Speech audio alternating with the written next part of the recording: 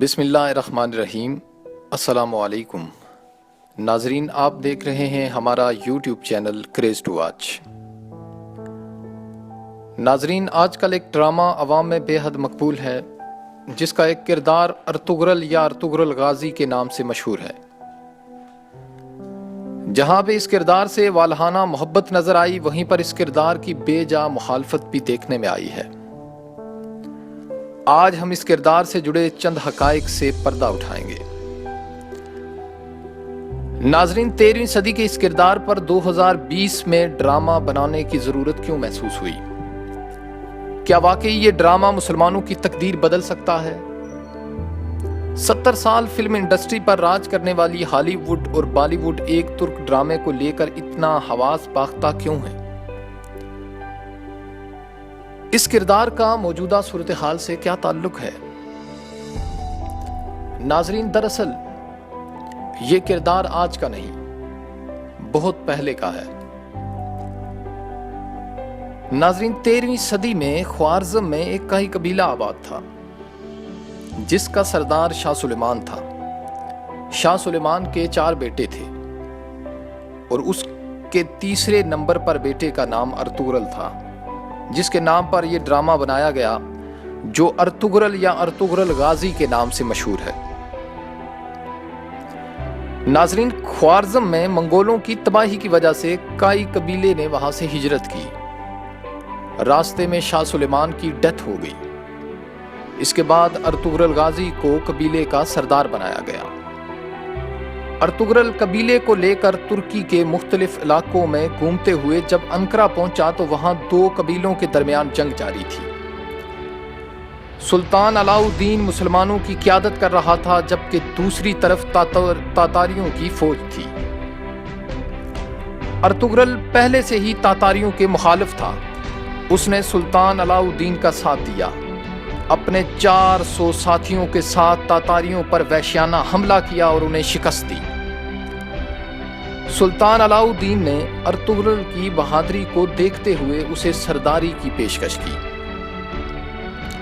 ناظرین، ارطغرل نے ایک خواب دیکھا تھا جس کی تعبیر اس کے مرشد نے یہ بتائی کہ تم اسلام کی سربلندی کے لیے نکلو گے، تم اور تمہاری اولادیں بہت بڑی حکمرانی کریں گی۔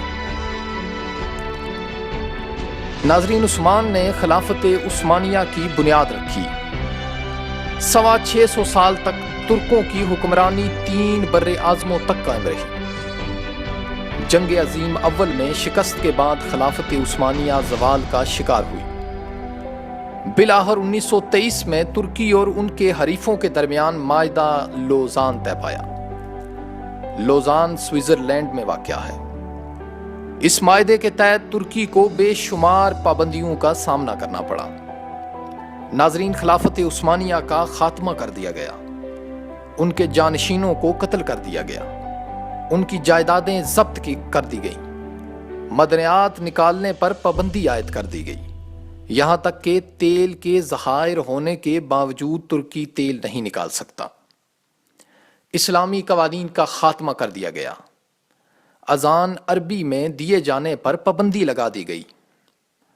باسپورس بندرگاہ سے ترکی کسی قسم کا ٹیکس وصول نہیں کر سکتا۔ ناظرین، 2023 میں یہ معاہدہ ختم ہونے جا رہا ہے اور ترکی پھر سے پابندیاں ترکی سے اٹھا دی جائیں گی۔ ترکی کی یہ خواہش ہے کہ وہ اپنا کھویا ہوا مقام پھر سے حاصل کرے۔ اس کردار کے ذریعے دنیا بھر کے مسلمانوں میں اتحاد کی فضا قائم کی جا رہی ہے۔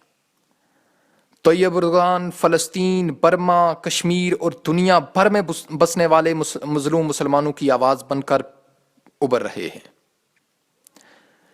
اسی طرح چین، ایران، پاکستان، روس اور سینٹرل ایشیائی ممالک سے بہتر تعلقات استوار کر کے وہ پھر سے سپر پاور بننے کا خواہش مند ہے۔ جبکہ دوسری طرف امریکہ کرونا وائرس کی زد میں آ کر معاشی طور پر بری طرح تباہ ہو گیا ہے۔ اسے اپنے پاؤں پر کھڑا ہونے میں بہت وقت درکار ہے، اور اگر ہم دیکھیں تو چائنا بہترین پاور کے طور پر دنیا کے سامنے آ رہا ہے۔ یوں نظر آ رہا ہے کہ دنیا میں ایک بار پھر پاور شفٹ ہونے جا رہی ہے، اور اب چائنا اور ترکی بہترین اتحادی ہو کر دنیا پر راج کریں گے۔ ناظرین، پاکستان کا جھکاؤ دیکھنے کے لیے یہ اندازہ لگانا نہایت آسان ہے کہ یہ ڈرامہ ایک خاص منصوبے کے تحت پاکستان میں چلایا جا رہا ہے۔ یوں اس ڈرامے کو دیکھنا چاہیے، مگر یہ سمجھنا ضروری ہے کہ ہم کہاں سے چلے تھے اور آج کہاں پہ کھڑے ہیں۔ ناظرین، کریز ٹو واچ کے ساتھ جڑے رہنے کے لیے ہمارا چینل سبسکرائب کریں۔ یہ اور اس طرح کی بے شمار ویڈیوز کو دیکھنے کے لیے اگر یہ ویڈیو اچھی لگی تو اسے لائک کریں۔ اللہ حافظ۔